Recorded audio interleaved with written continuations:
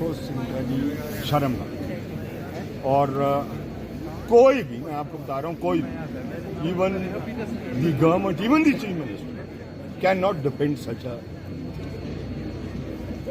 मतलब इससे दुर्भाग्य क्या होगा।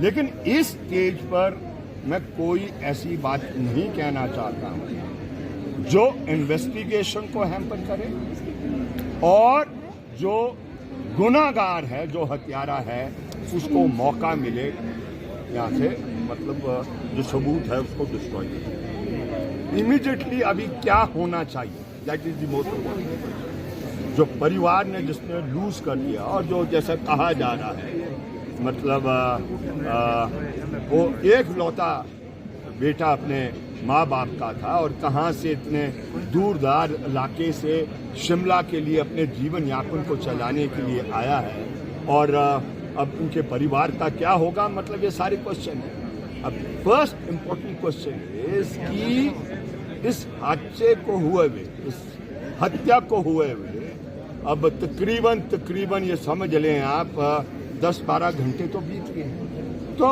इसका जिम्मेवारी बनती थी कि भाई उसको पकड़ने के लिए, उसको अप्रहेंड करने के लिए जो बॉर्डरों को सील करने का कार्य होना चाहिए था वो हो जाना चाहिए था।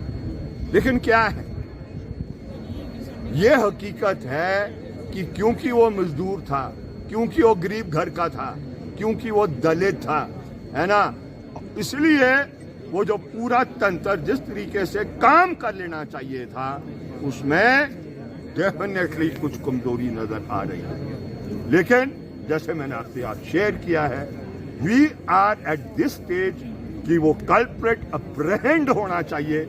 अगर उसके बावजूद ये नहीं कर पाएंगे, हम अपना डिसीजन उसके बाद करेंगे आफ्टर अ रीजनेबल टाइम।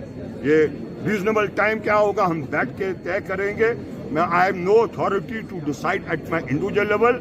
हम कलेक्टिव डिसीजन इस मसले को लेके लेंगे, क्योंकि हमारे लिए ये जो मेहनत कश है, होटल में काम करे, हॉस्पिटलों में काम करे या कहीं और काम करे, वो हमारे लिए मोस्ट इम्पॉर्टेंट है, सबसे ज्यादा महत्वता हम देते हैं। इसलिए हम उसको संगठित करते हैं, उसके जीवन यापन को बेहतर बनाने के लिए रोज लड़ाई लड़ते हैं। वो आप नोडन के अंदर भी देख रहे हैं, आप होटलों के अंदर भी देख रहे हैं और बाकी जगह भी देख रहे हैं। अल्टीमेटम आप, क्योंकि पहले 3 बजे तक अल्टीमेटम परिजनों ने दिया था, हालांकि एसपी साहब मौके पे आए, फिर उन्होंने मामले को सुलझाने की कोशिश की, उसके बाद राजी हुए पोस्टमार्टम करवाने के लिए। अब कितने घंटे का अल्टीमेटम और आपकी तरफ से दिया जाएगा? देखिए, जो उनके परिजनों ने दिया है उसमें इस स्टेज में हम हस्तक्षेप नहीं करना चाहिए। Let us be very clear. उनके इमोशंस है, सेंटिमेंट्स है, जिसका हम रिस्पेक्ट करते हैं और रिस्पेक्ट किसी को भी करना चाहिए, चाहे वो सरकार या सरकार का तंत्र है, क्योंकि जो उस परिवार पर बीत रही है वो वही जानता है, वो कोई और नहीं समझ सकता। लेकिन उनके साथ हम तालमेल करके नेक्स्ट क्वेश्चन को डिसाइड करेंगे। Let them come forward with all the reports. अब सीसीटीवी कैमरे ने बहुत सी बातें रिकॉर्ड करी हो, हम तो ये नहीं कह रहे कि हमें साथ में करो वो बातें, क्योंकि इन्वेस्टिगेशन स्टेज है, वो तो हम नहीं चाहेंगे कि इन्वेस्टिगेशन में कोई ऐसी बात आप इससे ज्यादा बढ़ती जाती, आरोपी गिरफ्त में होता है। देखिए सिंघा जी, आपको तो स्वयं मालूम है, जैसा कि राकेश सिंघा जी ने भी कहा कि कौन सी जगह खड़े हैं हम, ये सबसे सेफेस्ट प्लेस माना जाता है रिकॉर्ड्स में, किताबों में, बातों में। लेकिन अगर यहीं पर मर्डर हो जाए और यहीं से आदमी भाग निकले, ऐसा तो नहीं है ना कि जिस समय में ये मर्डर हुआ रात में कि एकदम से गाड़ियों का एकदम से प्रबंध हो जाता है किसी को भागने के लिए, या बसों का प्रबंध हो जाता है। कितना मौका था पुलिस के पास उसको अरेस्ट करने का, लेकिन कहीं ना कहीं पुलिस ने अपना काम नहीं किया, उसने कोताही बरती, उसने जो नाकेबंदी करनी थी। और आपको मालूम है, यहाँ से जब निकलने के लिए शोगी बॉर्डर पर, जो मतलब शिमला का जो ये एडजेसेंट इलाका है, शोगी में पुलिस होती है ना पूरी, यहाँ से जो मर्डर हुआ होगा रात को, तो निश्चित तौर से पुलिस में जगह जगह ये मैसेज गया होगा।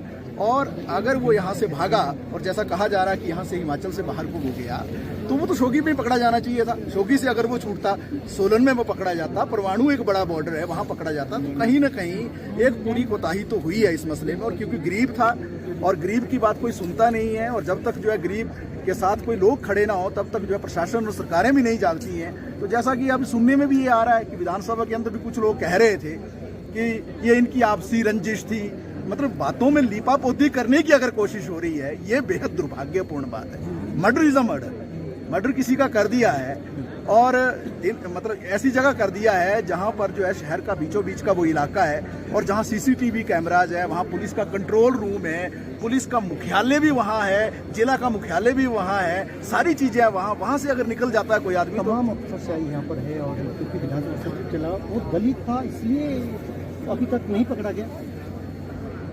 देखिए, ये बड़े दुख की बात है कि जिस माँ का चिराग बुझा है उसके ऊपर दुख का कितना बड़ा पहाड़ टूटा है। यहाँ पर आम लोग तो उपस्थित है, गरीब लोग उपस्थित है, मजदूर लोग उपस्थित है और कुछ समाज के जनप्रतिनिधि भी आए हैं, परंतु कुछ लोग जो विधानसभा में दूसरी बातों पे चर्चा कर रहे हैं। यहाँ किसी की हत्या हुई है और हत्या एक